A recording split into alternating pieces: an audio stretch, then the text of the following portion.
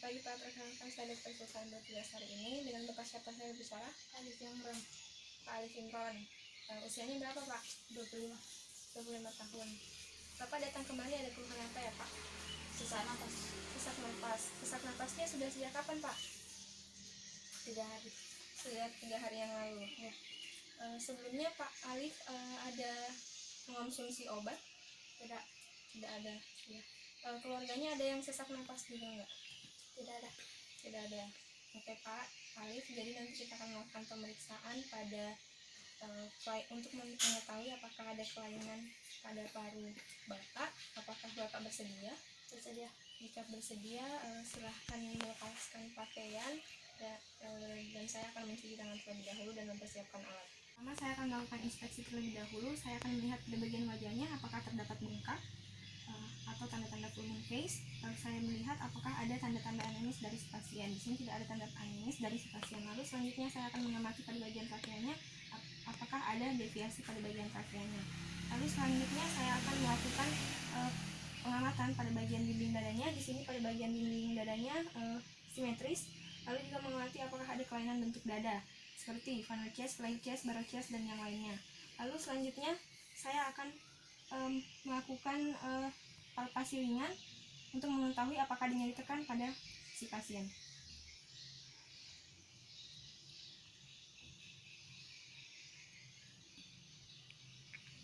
Apakah ada nyeri Pak?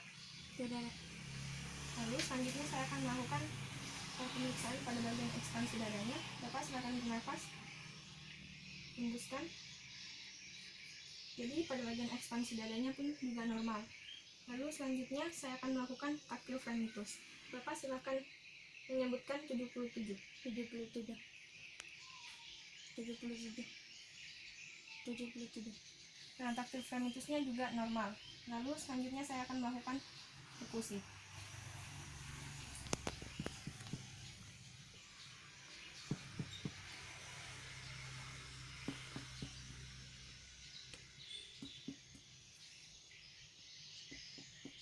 Di sini bagian perkusinya terdengar sonor, di mana sonor merupakan adalah bunyi normalnya.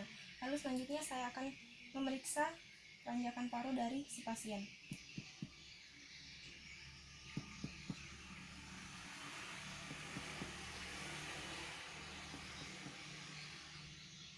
Bapak silakan bernafas, tahan.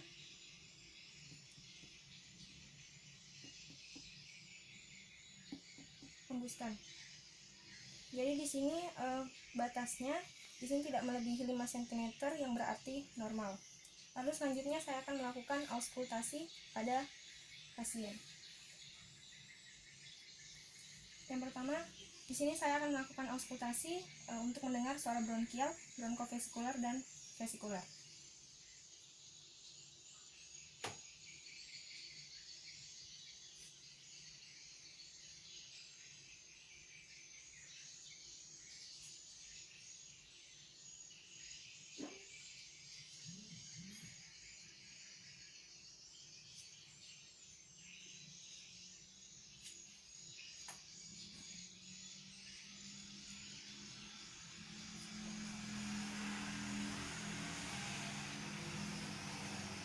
Jadi pada pemeriksaan auskultasi pasien terdengar normal, tidak adanya juga bunyi-bunyi tambahan seperti wheezing, rongki basah, dan rongki kering, dan yang lainnya. Nah, selanjutnya saya akan melakukan pemeriksaan pada bagian posterior si pasien. Bapak silakan duduk kembali dan menghadap bagian posteriornya. Silakan maju sedikit Pak. Jadi pada pemeriksaan posteriornya saya akan mengamati terlebih dahulu apakah ada tanda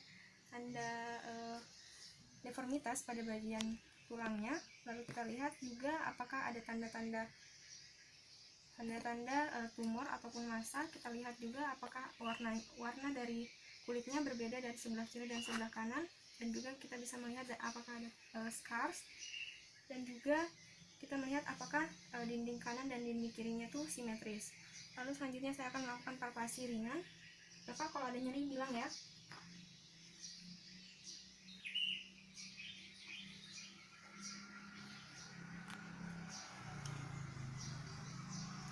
Jadi tidak ada nyeri yang berarti normal. Selanjutnya saya akan melakukan ekspansi dada. Bapak silakan bernafas, hembuskan. Di sini ekspansi dadanya normal, dinding kanan dan dinding kirinya seirama. Selanjutnya saya akan melakukan taktil frenitus. Bapak silakan menyebutkan 77. 77. Taktil frenitusnya juga normal, getarannya antara dinding kanan dan dinding kiri seirama. Selanjutnya saya akan melakukan perkusi.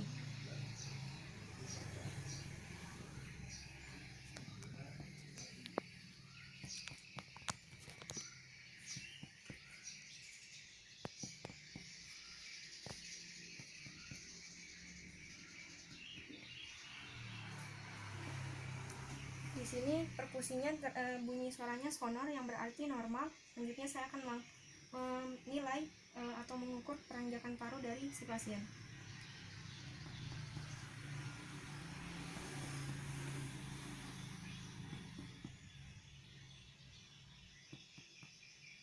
Bapak silahkan bernafas, tahan.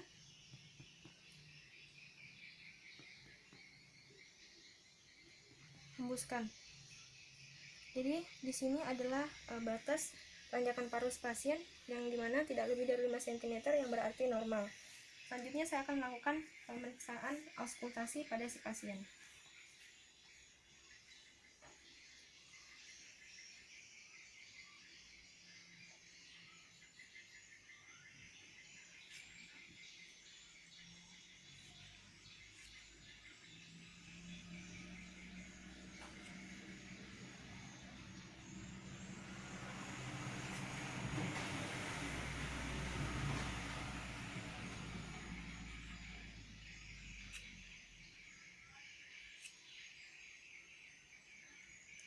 Jadi pada pemeriksaan auskultasi pasien normal, tidak adanya bunyi-bunyi yang lain seperti wheezing, rongki basah, rongki kering, dan yang lainnya. Bapak, pemeriksaannya sudah selesai. Bapak bisa menggunakan bajunya kembali. Terima kasih dan semoga sehat selalu.